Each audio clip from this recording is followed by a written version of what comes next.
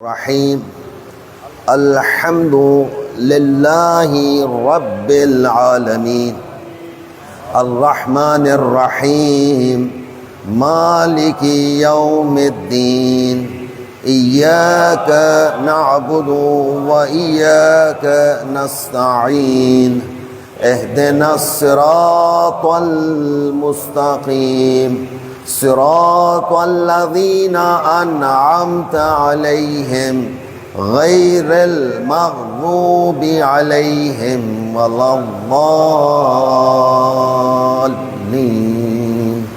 بسم اللہ الرحمن الرحیم قل هو اللہ احد الصمد لم یلد ولم یولد ولم یکن له کفوا احد بسم اللہ الرحمن الرحیم قل هو اللہ احد الصمد لم یلد ولم یولد ولم یکن له کفوا احد بسم اللہ الرحمن الرحیم سب مل کر قل هو اللہ احد الصمد لم یلد ولم یولد ولم یکن له کفوا احد صدق اللہ العلی العظیم برحمتک یا ارحم الراحمین صلی علی والی وجل فرجهم اجمعین اعوذ باللہ من الشیطان الرجیم بسم اللہ الرحمن الرحیم الحمد للہ رب العالمین والصلاة والسلام علی خیر خلقہ سیدنا و نبینا وشفیع ذنوبنا وطبیب نفوسنا ومولانا ابی القاسم محمد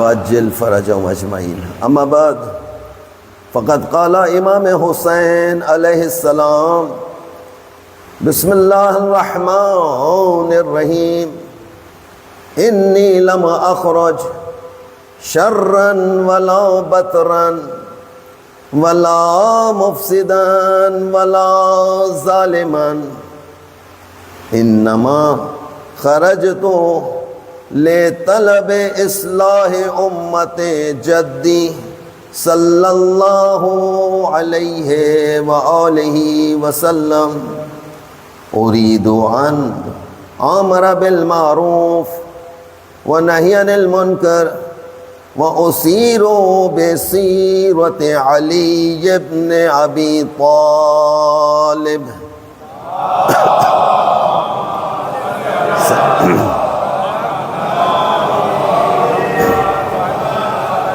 وعجل فرجهم اجمعین عزیزان گرامی و عزاداران امام حسین علیہ السلام، ایام عزا بہت تیزی سے گزر گئے ہیں. یعنی جس محرم کے چاند کا میں اور آپ شدت سے انتظار کر رہے تھے کہ ایام عزا شروع ہوں گے، پتہ چلا کہ ہم شب اربعین میں پہنچ گئے ہیں. یعنی چشم زدن میں، چشم زدن یعنی کہ پلک جھپکتے میں وقت گزر رہا ہے. ایسا ہے یا نہیں ہے؟ یعنی کل تک میں اور آپ انتظار کر رہے تھے ایام عزا آئیں گے تو مجالس میں شرکت کریں گے، پتہ چلا یہاں شب و روز اتنا تیزی سے چل رہا ہے.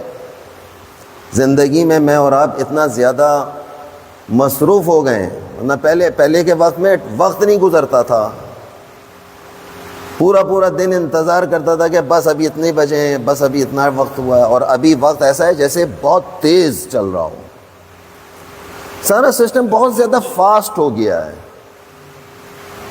اتنا فاسٹ ہو گیا کہ یہ موت جو ہے وہ بالکل ایسا لگتا ہے کہ جیسے موت ایک بس کھلونا ہے. جیسے کھلونا ٹوٹ جاتا ہے ایسے موت چل رہی ہے اس وقت کہ چلتے چلتے انسان گر جاتا ہے. کہتے ہیں دیکھنے میں بھلا تھا, دیکھنے میں بالکل فریش تھا جناب علی, لیکن اچانک ختم ہو جاتا ہے. پتہ ہی نہیں چلتا انسان اپنے اندر کیا چیز لے کے پھر رہا ہے, کیا چیز لے کر چل رہا ہے. یہ زندگی ہے, یہ موت ہے. یہ تذکرہ جو بار بار آپ کے سامنے ہو رہا ہے, یہ صرف اس لیے ہو رہا ہے کہ جہاں میں اور آپ جا رہے ہیں, آیا اس سفر کی جانب تیار بھی ہیں کہ نہیں ہیں. یعنی اگر صبح آنکھ کھل جائے تو کہیے الحمدللہ, وَإِلَّا سو گئے اور آنکھ نہ کھلی. ایسے واقعات کتنے سنے کہ رات سوئے تھے, رات ان سے ملاقات ہوئی تھی, بالکل صحیح تھے, کوئی بیماری کے آثار نہیں تھے, اور صبح پتہ چلا سوتے ہی رہ گئے, آنکھ ہی نہیں کھلی ہے. اسی لیے کہا کہ رات کے جس پہر میں تمہاری آنکھ کھل جائے کہو السلام علیکہ یا ابا عبداللہ. یہ مومن ہے نا, مومن ہے. پریکٹیکل لائف میں دیکھیے گا ذرا سا. آج جب رات کو آپ کی کسی پہر آنکھ کھل جائے, پانی پینے کے لیے اٹھیں گے, کبھی ہوتا ہے انسان کروٹ بدل رہا ہوتا ہے, ہوتے ہیں یہ نہیں ہوتا. آیا یہ جو کروٹ آپ بدل رہے ہیں بستر پر, اس وقت آپ اتنے زیادہ الرٹ ہیں, اس وقت آپ اندر سے اتنا زیادہ تیار ہیں کہ اپنے اس والے لمحے کو عبادت میں تبدیل کر دیں. یہ والا جو لمحہ آپ کو ملا ہے رات میں, جو کروٹ بدلتے ہوئے آپ کی آنکھ کھل گئی ہے, یا کسی بھی وجہ سے آپ کی آنکھ کھل گئی, جیسے آنکھ کھلے کہیے الحمدللہ, الحمدللہ. مشکل ہے یا آسان ہے؟ آسان ہے تو کہہ کر دکھائیے مجھے, پریکٹیکل میں آئیے. الحمدللہ. پریکٹیکل لائف میں آ جائیے. پریکٹیکل لائف کیا ہے؟ ابھی ہم چھوٹا سا ایک تجربہ کرتے ہیں, ابھی ہم چھوٹا سا ایک تجربہ کرنے جا رہے ہیں پریکٹیکل لائف کے لیے. میرا ساتھ دیجیے گا. ارے بھائی ایک تجربہ کرنے جا رہے ہیں.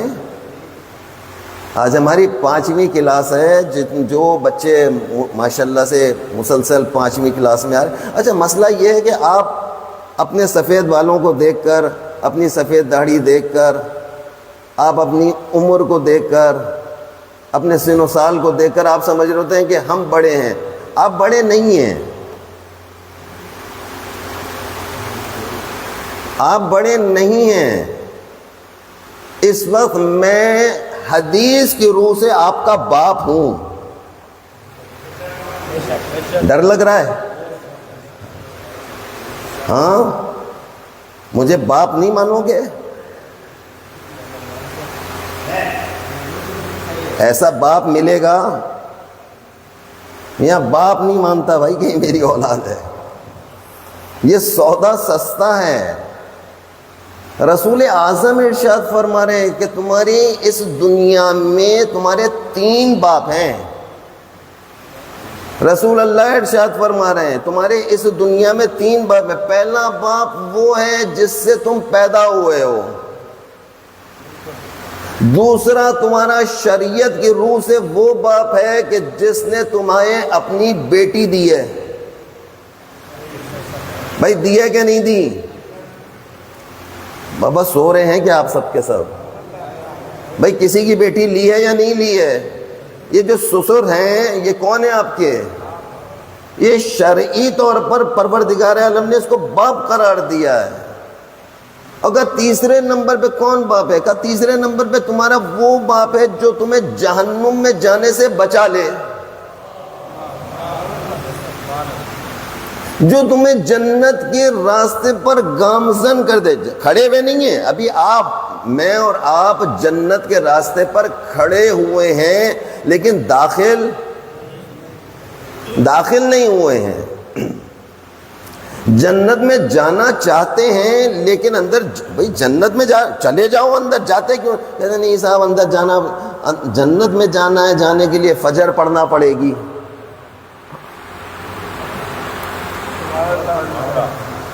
کیا خیال ہے؟ جنت میں جانا ہے یا نہیں جانا؟ کہتے جنت کے دروازے پہ کھڑے ہوئے ہیں، لیکن بابا جنت میں جانے کے لیے فجر شرط ہے یا نہیں ہے؟ یہ آپ یہ کہیے کہ صاحب فجر شرط ہے لیکن میں پڑھتا نہیں ہوں، یہ ایک الگ موضوع ہے، یہ ایک الگ موضوع ہے. ایک دفعہ یہ ہوتا ہے کہ نماز پڑھنا ہے، اور ایک دفعہ یہ کہ نماز کو میں مانتا ہی نہیں. ایک مرتبہ یہ کہ نہیں، پردہ کرنا واجب ہے، اپنی زوجہ کو، اپنی بیٹی کو، اپنی بہن کو پردہ کروانا واجب ہے، لازم ہے، صحیح ہے. آپ ایک دفعہ تو یہ ہوتا ہے. اگر آپ کہتے ہیں ہاں میں پردے کو مانتا ہوں، لازم ہے، لیکن میں نہیں کرواتا،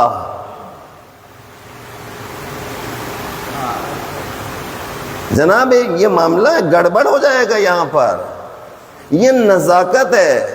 میں امام کو مانتا ہوں، ان کا کہنا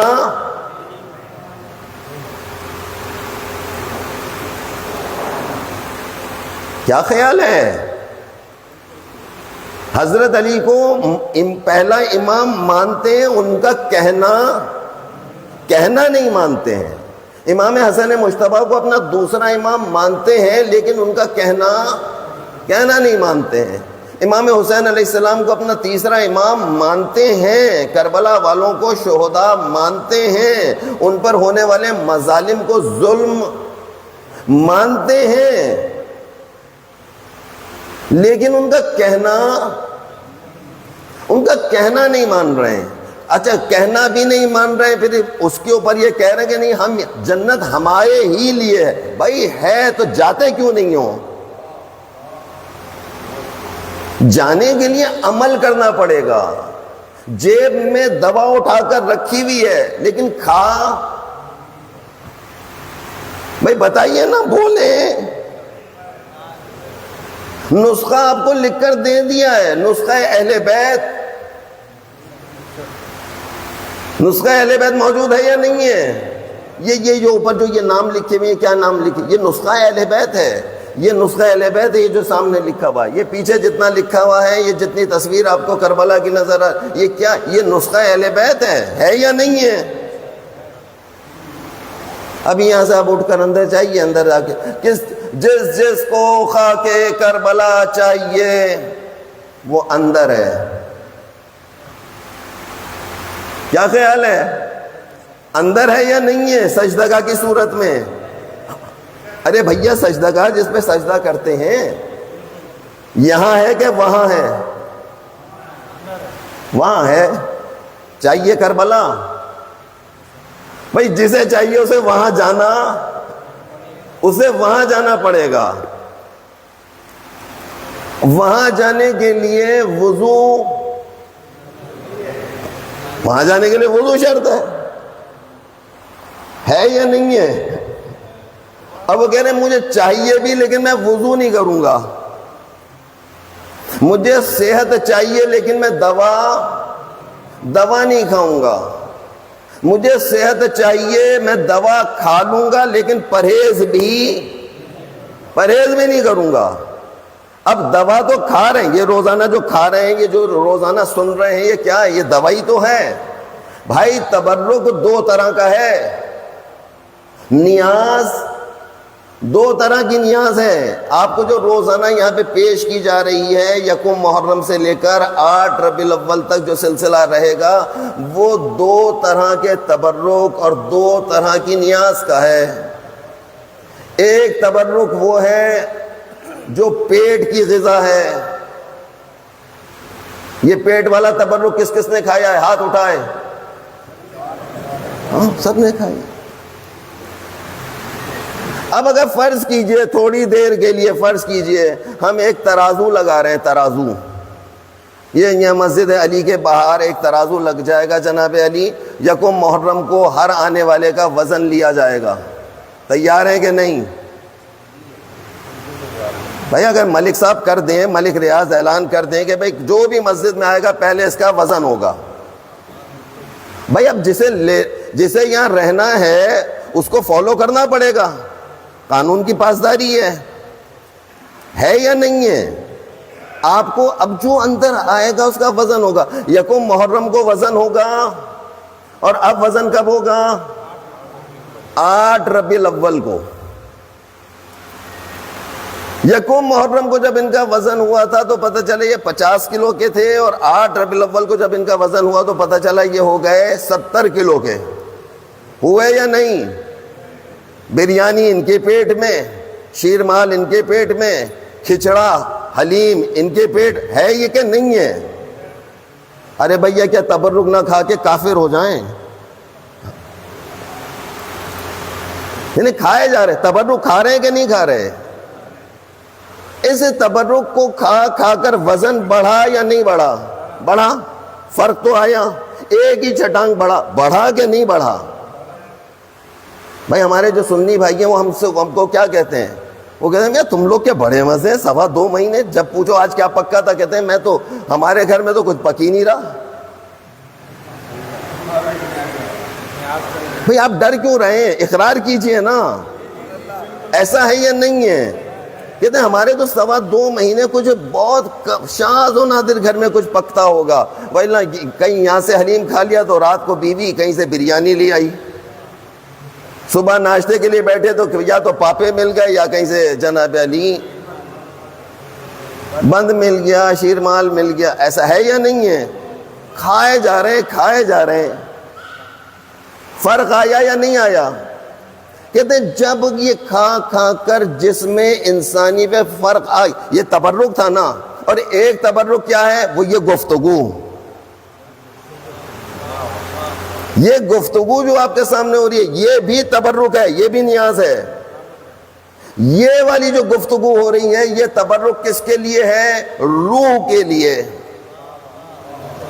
اس کو سننے سے روح میں فرق آنا چاہیے. اب یہ مجالس سن کر اگر آپ کی روح میں بھی پاؤ کا اضافہ ہو گیا ہے, یہاں سے گئے اور جانے کے بعد اپنی ماں کو ادب سے سلام کیا, سمجھ لیں کہ روح پر اثر ہوا ہے. یہاں سے جانے کے بعد بھائی کو گلے لگا لیا, مجلس سے گئے تھے, مجلس حسین سے واپس گئے, جا کر اس کو گلے, نہیں بھائی بس چھوڑو, جو ہوا سو ہوا, صبح جو جھگڑا ہوا تھا وہ ہوا تھا, ابھی تو تم میرے بھائی ہو. کہے بھائی یہ تمہارے اندر یہ تبدیلی کہاں سے آ گئی ہے؟ کہا یہ تبدیلی نام حسین سے آئی ہے. میں ایک ایسے فرش پر بیٹھ کر آ رہا ہوں جہاں بھائی نے بھائی کے لیے قربانی پیش کی ہے. میں نے حسین کے بھائی کا نام سنا ہے جس کا نام عباس ہے. میں نے اس عباس کا تذکرہ سن کر آ رہا ہوں جو با وفا ہے. عباس کے معنی ہے با وفا, با حیا,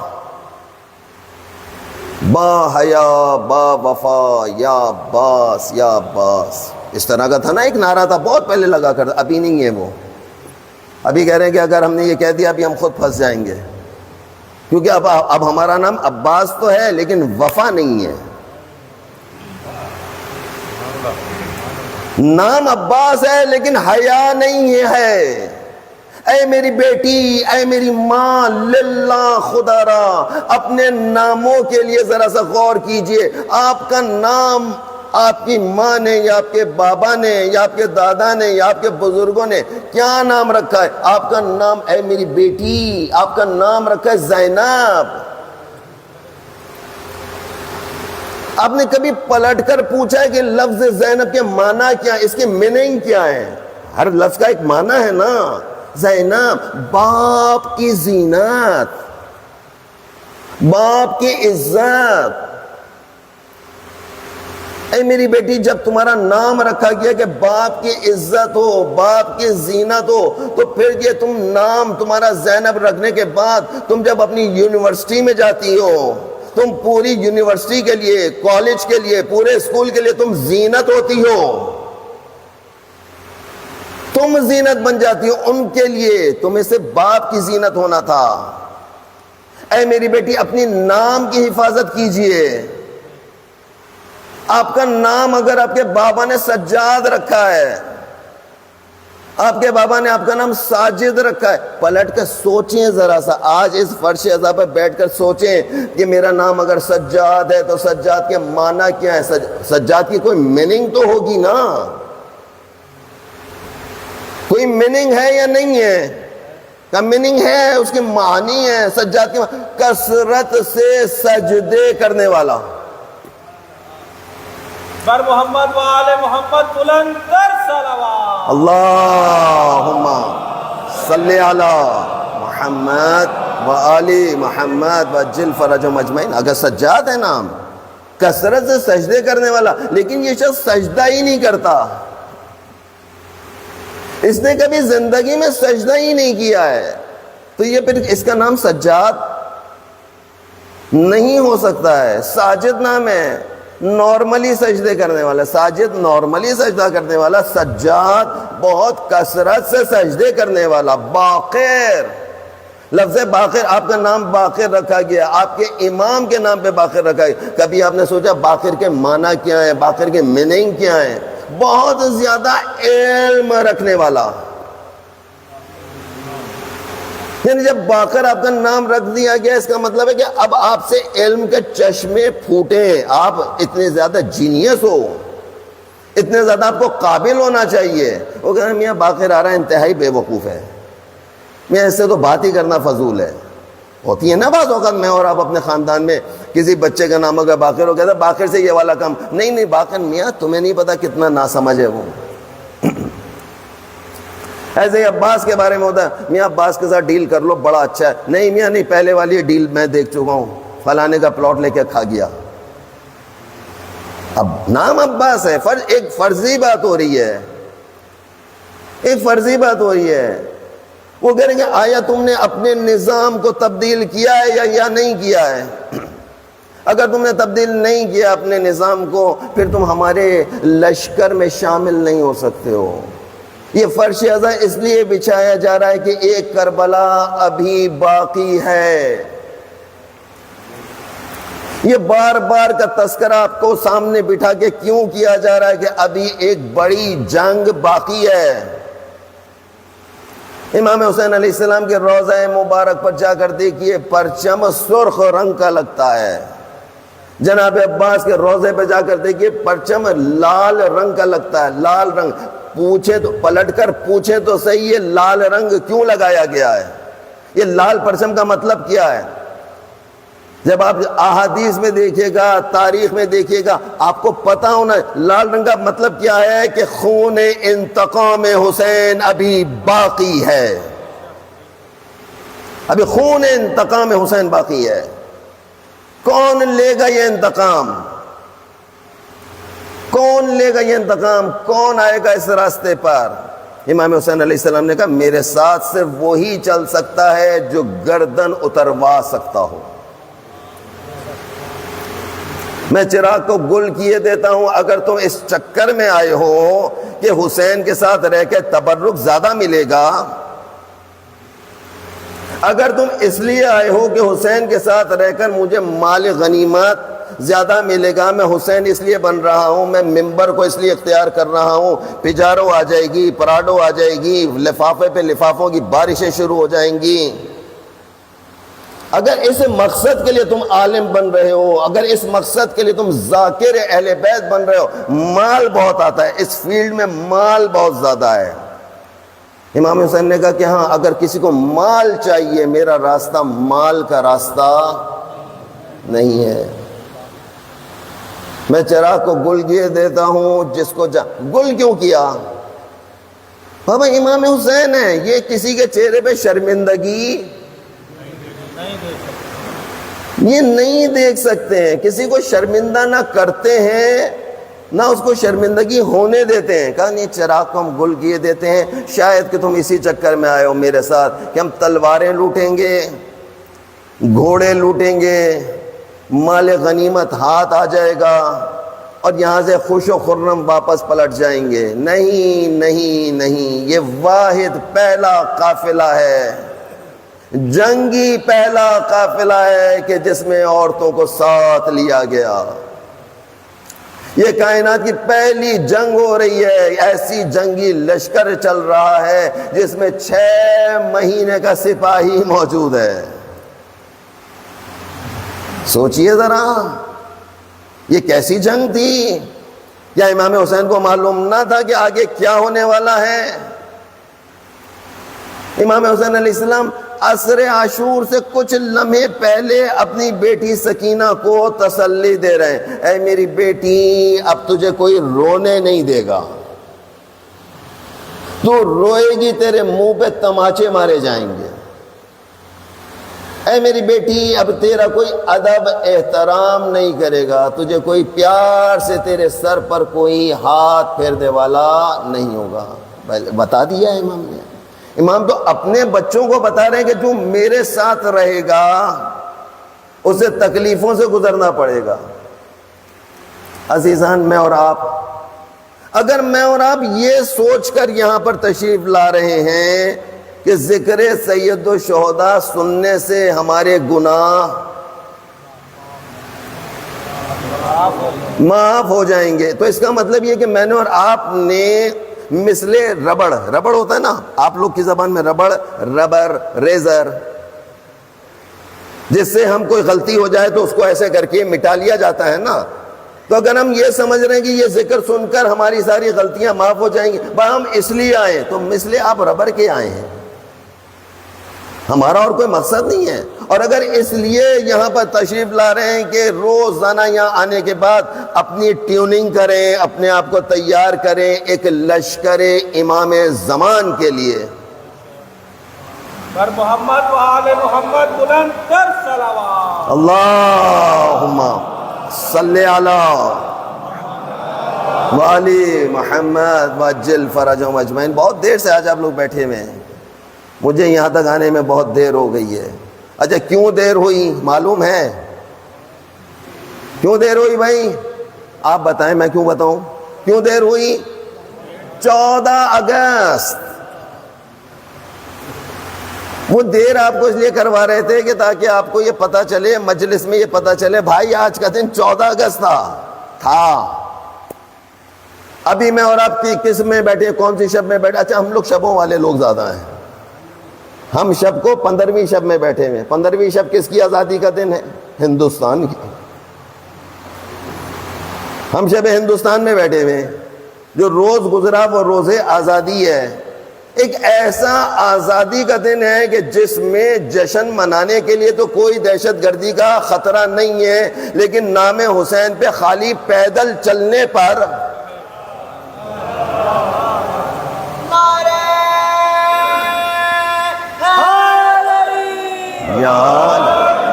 یعنی پورا ملک کا نظام بہترین چل رہا ہے. ناچ لو، گا لو، اچھلو، کودو، جو چاہے کرو، کسی قسم کی کوئی پابندی نہیں ہے، لیکن نام حسین پر کوئی پرچم ہاتھ میں نہیں ہے، کچھ نہیں ہے. سیاہ لباس پہنا ہوا ہے، ایک ہاتھ میں جناب علی اپنے بچوں کو لیا ہوا ہے، اور ننگے پاؤں جناب علی اپنے گھر سے لے کر اس منزل تک جا رہے ہیں جہاں تک پہنچنے کی طاقت ہے کہ مولا ہم 40 پر کربلا نہیں پہنچ سکے، مولا ہم پیادہ روی نہیں کر سکے ہیں، مولا ہم پیدل اس منزل تک آ رہے ہیں جہاں تک حسین کا نشان ہے، نشان حسین تک آ رہے ہیں اور پیدل آ رہے ہیں. کسی کو کچھ نہیں کہہ رہے، سارا ٹریفک اپنے مقام پر چل رہا ہے. ہم نہ نعرہ لگا رہے ہیں بیچ میں کچھ، بس کالے کپڑے پہنے ہوئے ہیں، بیوی ساتھ ہے، بہن ساتھ ہے، بچے کو گود میں اٹھایا ہوا ہے، پیدل چلے جا رہے ہیں، چلے. بھائی آپ کو اس سے کیا تکلیف؟ ان کے پیدل چلنے سے آپ کے کاروبار زندگی میں کوئی رکاوٹ آئی یا نہیں آئی؟ پہلے تو آپ کہہ رہے تھے کہ صاحب جناب علی ان کا علم دیکھو گے تو نکاح ان کا ذوالجناح، اب نہ اس میں علم ہے نہ اس میں ذوالجناح ہے. ارے بھیا تمہارے نکاح اتنے کمزور کیسے ہو گئے؟ تمہارے یہ رشتے اتنے کمزور کیسے ہو گئے؟ اچھا انڈین فلمیں دیکھ لیں، ان کو کچھ نہیں ہوتا، ان کا رشتہ نہیں ٹوٹتا ہے. حرام مناظر کو اپنی آنکھوں سے دیکھ لیں تب بھی کچھ بھی نہیں ہوتا ہے. نام حسین ابن علی، یہ پروپیگنڈا ہے. یہ پروپیگنڈا کیوں کیا جاتا ہے؟ کہا اس لیے کیا جاتا ہے تاکہ دوسری اقوام، دوسرے مذاہب آپ سے متاثر نہ ہو جائیں. اچھا جب دوسرے مذاہب جب وہ اتنے اپنے وہ کھوکھلا پن ہے نا، وہ اتنا کھوکھلا پن ہے کہ جب وہ اس فرش عزا پر آتے ہیں وہ یہاں کے ہو جاتے ہیں، وہ اپنا سارا مذہب بھول جاتے ہیں، نہیں لے پاتے ہیں. کیونکہ وہ دیکھ رہے ہیں نا، جب وہ اپنی تحقیق پہ اترتے ہیں وہ اپنی کتابوں کو پڑھنا شروع کرتے ہیں، اپنی کتابوں کو پڑھتے ہیں، اس میں بھی یہی لکھا ہوا کہ یہ ہوا. کہ بھائی جب یہ ہوا تو وہی صحیح ہے. آپ سے دور کیا جاتا ہے.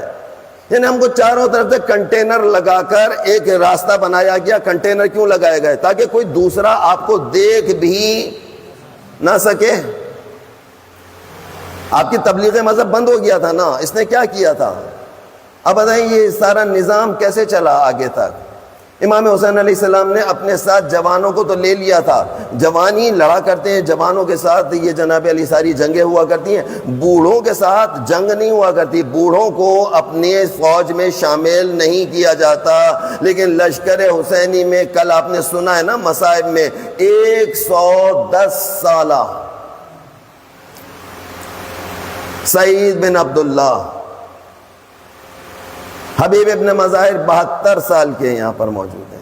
ایسے اور بھی افراد موجود ہیں، کسی کی 80 سال عمر مبارک ملتی ہے، کسی کی 70 سال ملتی ہے. اور اس طرح سے بوڑھے افراد بوڑھے سے بوڑھے چل رہے تھے اس فوجی لشکر میں 6 ماہ کا.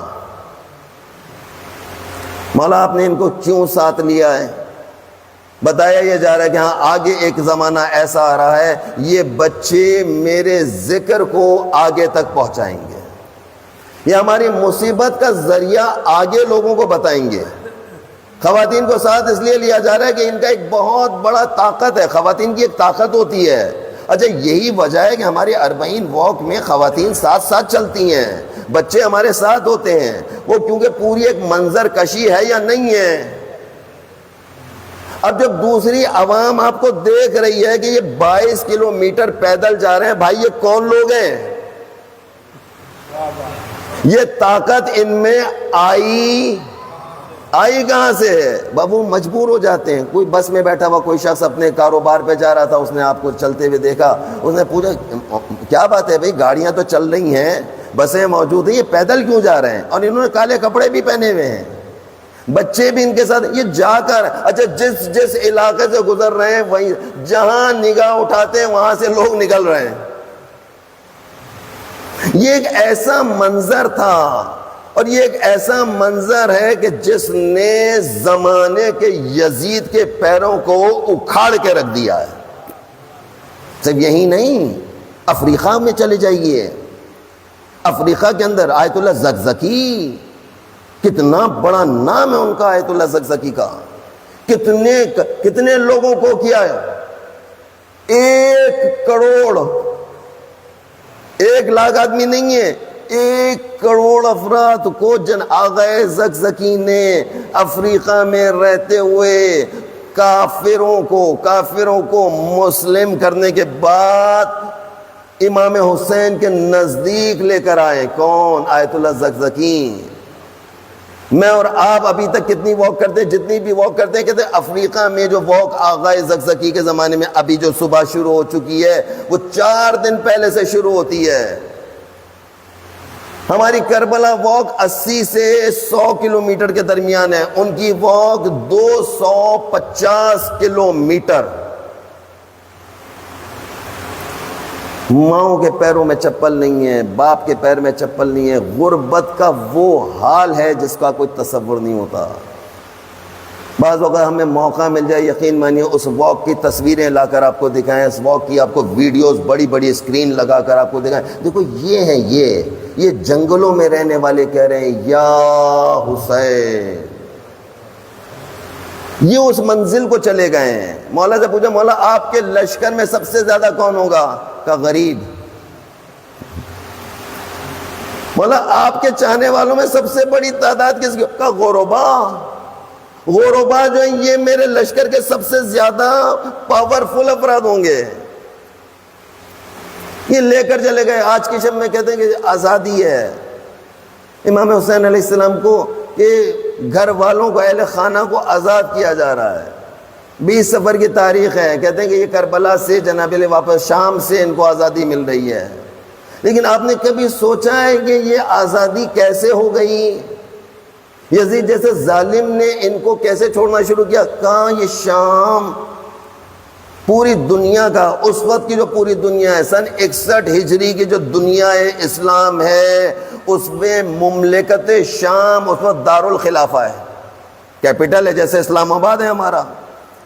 اسلام آباد میں ہماری پوری دنیا کے جتنے بھی وزراء ہیں وہ اسلام آباد آتے ہیں، ہماری حکومتوں سے ملاقات کرتے ہیں، حکومتی نمائندوں سے ملتے ہیں، جو بھی اپنے ملک کے معاملات ہوتے ہیں انہیں آ کے حل کرتے ہیں۔ ایسے پوری دنیا کے سفیر مملکت شام میں آ کر جمع ہوا کرتے تھے اور اپنے اپنے ممالک کے جناب علی معاملات کو یہاں پر آ کر ڈسکس کیا کرتے تھے، پورے دن ڈسکس کیا کرتے تھے، پورے دن کبھی اس دفتر میں جا رہے ہیں، کبھی اس دفتر میں جا رہے ہیں، اور رات کو اپنے اپنے گھروں میں آ کر جو بھی ان کا ہوٹل ہوتا تھا، جو بھی ان کا سرایہ ہوتا تھا، جہاں پر بھی ان کو ٹھہرانے کا راستہ ہو ان کو ٹھہرا دیا جاتا۔ اچھا کہتے ہیں جب رات ہو جاتی تھی تو اچھا رات میں، اچھا آپ میں جتنے بھی صاحبان اولاد ہیں، آپ اگر کہیں باہر کا سفر کریں، کراچی سے حیدرآباد ہی چلے جائیں، رات کو بیٹی یاد آتی ہے؟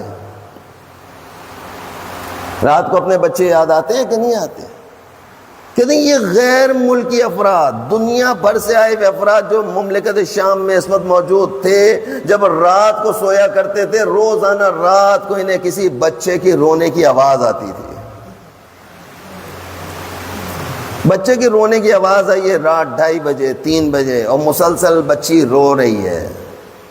کبھی بچی کے رونے کی آواز آتی ہے، کبھی بچوں کے رونے کی آواز آتی ہے، پریشان ہو جاتا ہے، اس کو اپنے بچے یاد آ رہے ہوتے ہیں۔ بچے قریب نہیں ہیں نا، تو اس کا دل چاہتا ہے کسی طریقے میں چلا جاؤں، میں جا کر اس بچے کو تسلی دے دوں۔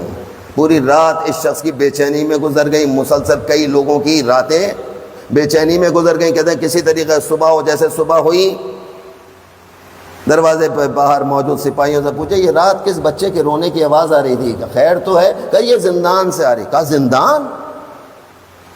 زندان میں کیا بچوں کو بھی قید میں رکھا گیا ہے؟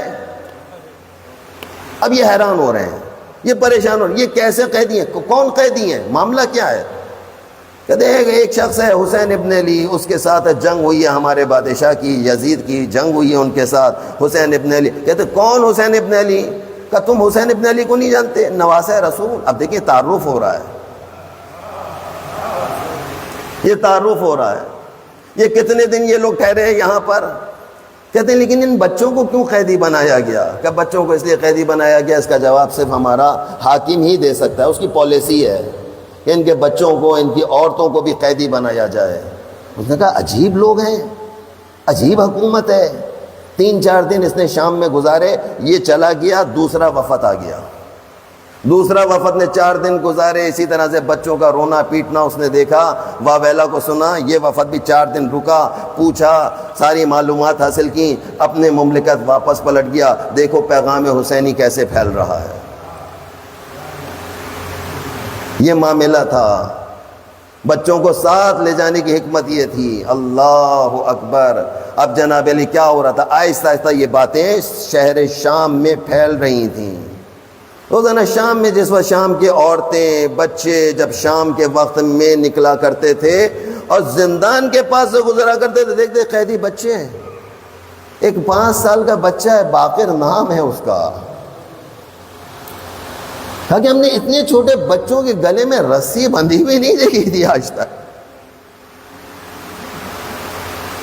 کیا کہتے ہیں کہ ایک رسی نے 12 گلے ہیں،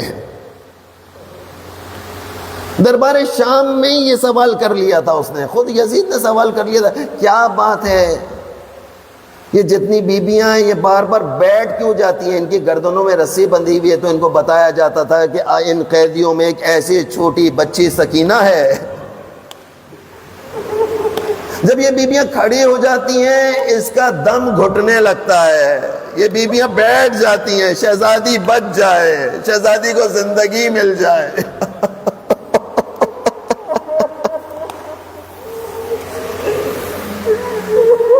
دربار شام میں آنے والا ہر شخص اس منظر کو دیکھ رہا تھا۔ آہستہ آہستہ خود شام کے لوگوں میں بغاوت کے آثار پیدا ہونے لگے۔ یہ حاکم تو کیسا ہے؟ اگر حسین نے کوئی غلط کام کیا تھا تو انہیں حسین کو قتل کر دیا، اس کے سر کو تن سے جدا کر دیا، لیکن یہ 4 سال کی بچی، 5 سال کا ایک بچہ ہے، ان کے گلوں سے رسیاں کیوں نہیں کھولی جا رہی ہے؟ اللہ اکبر، اللہ اکبر۔ ہندوستان کے ایک عالم بیان کرتے ہیں کہ جب ایام عزایا کرتے تھے وہ اپنے ہاتھوں میں لال اور پیلے رنگ کا کلاوہ باندھا کرتے تھے۔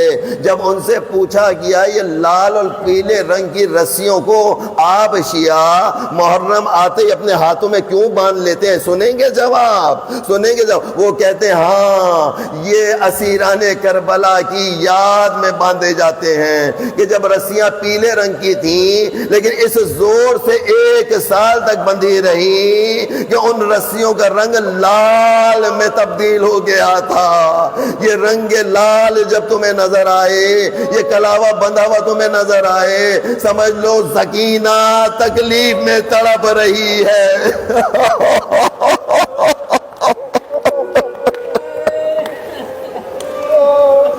بچی روزانہ روتی ہے۔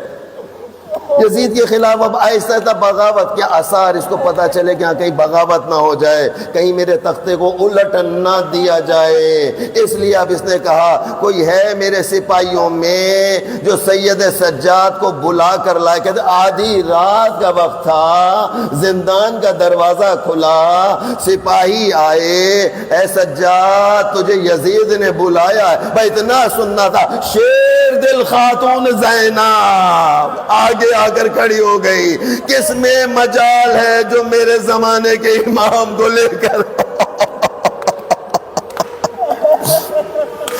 اے بیٹا سجاد اتنی رات کو تجھے حاکم نے کیسے بلا لیا اپنے پاس؟ یہ جانے کا وقت نہیں ہے، اگر جانا ہی تھا تو صبح چلا جاتے۔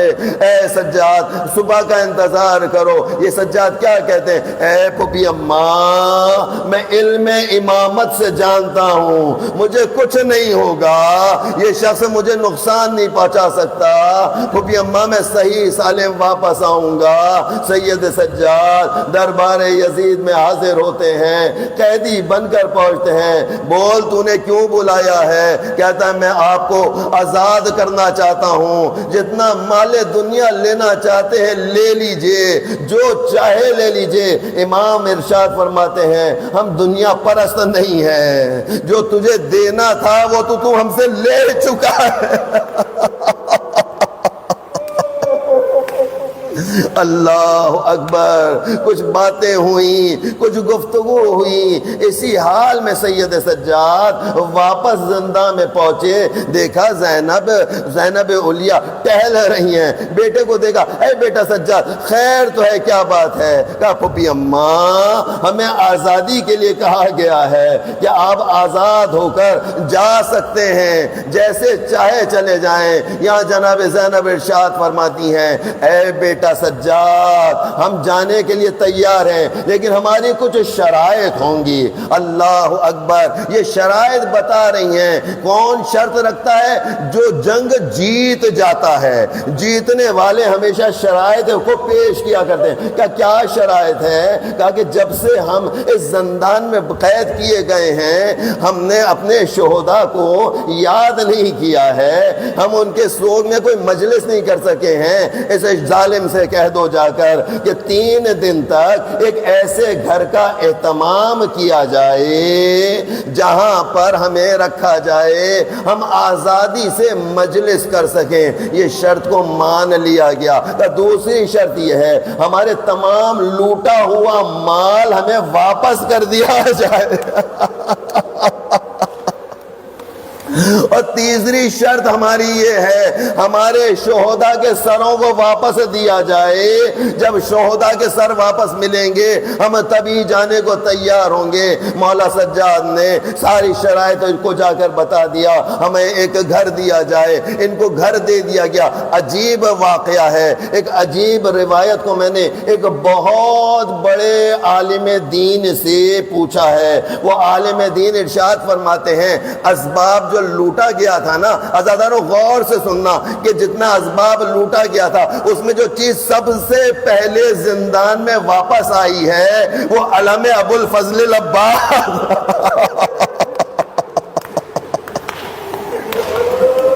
پرچم عباس سب سے پہلے اس گھر میں لا کر دیا گیا۔ بس جیسے ہی پرچم عباس جناب زینب علیہ کے ہاتھ میں آیا ہے نا، آپ نے بیٹا سجاد کو مخاطب کر کے کہا اے بیٹا سجاد، جس گھر میں ہم 3 دن تک عزاداری کریں گے اس کی چھت پہ جا کر یہ غازی کے علم کو عیا کر دو۔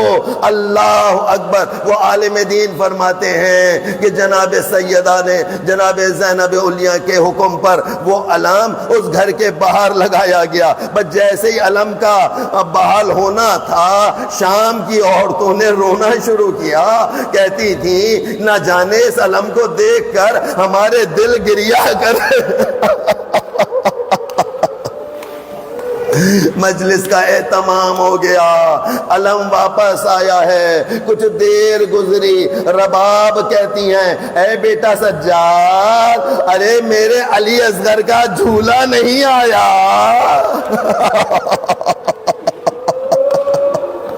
مجھے جھولا چاہیے۔ ارے جلا ہوا جھولا، جلا ہوا جھولا رباب نے حاصل کیا۔ کچھ دیر کے بعد ایک ایسا کرتا آیا جسے دیکھ کر سجاد پریشان ہو گئے۔ زینب علیہ نے کھڑے ہو کر اس کرتے کا استقبال کیا۔ اے بیٹا سجاد، یہ وہی کرتا ہے جسے میری ماں فاطمہ زہرا نے رو رو کر بنا تھا اور کہا تھا اے بیٹی زینب، یہ کرتا جب تمہارے پاس آئے گا یہ چھلنی چھلنی ہوگا۔ یہ چھلنی چھلنی بھی تھا، یہ خون سے بھرا ہوا بھی تھا۔ کچھ دیر گزری، دیکھا اب شہداء کے سر آنا شروع ہوئے۔ جو پہلا سر اس محفل میں آیا، سنو گے کس کا سر ہے؟ کہتے ہیں جناب قاسم کا سر آیا۔ ام فروا نے آگے بڑھ کر اپنے باہوں کو پھیلایا، اے بیٹا قاسم، ارے ماں کی گود میں آ جا۔ کچھ دیر گزری، ایک سر اور آیا۔ یہ کس کا سر ہے؟ کہ ام لیلا، اے بیٹا علی اکبر، تیری زیارت سے مشرف ہوں گی۔ کہتے کچھ دیر گزری، کچھ دیر گزری، شہداء کے سر آتے رہے، لیکن بعد میں 2 سر ننھے ننھے ایسے آئے جسے کوئی لینے والا نہ تھا۔ جناب زینب سے کہا گیا ارے آپ کے بچوں کے سر آئے۔ زینب نے کیا ارشاد؟ میں اپنے بچوں کو صدقہ کر چکی ہوں۔ اللہ اللہ، رباب سے صبر نہ ہو رہا تھا۔ ایک ننھا سا سر 6 ماہ علی اصغر کا آخر میں لایا گیا۔ ارے رباب چیخ مار کے شاید بے ہوش ہو گئی ہو، لیکن کچھ لمحہ گزرا، تمام بیویاں اپنے اپنے مقام سے ادب سے کھڑی ہو گئیں۔ ابھی آپ نے ادب سے ایسے ہی کھڑے ہونا ہے کیونکہ تابوت حسین آنے والا ہے۔ کچھ لمحہ گزرا، تمام بیویاں اپنے اپنے مقام سے بلند ہوئی، یا حسین یا حسین کہہ کے بلند ہوئی۔ اب جو دیکھا ارے کٹا ہوا سر حسین آگے بڑھا۔ ام کلثوم نے باہوں کو پھیلا دیا، بھیا حسین میں آپ کی بہن